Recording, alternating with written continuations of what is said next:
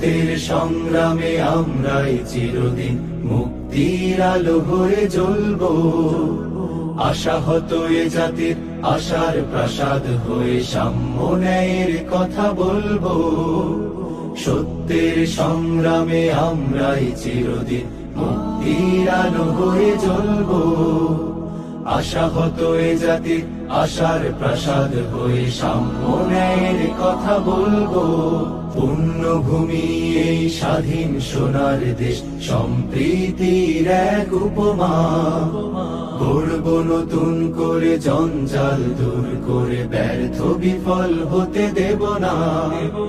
পুণ্যভূমি এই স্বাধীন সোনার দেশ সম্প্রীতির এক উপমা।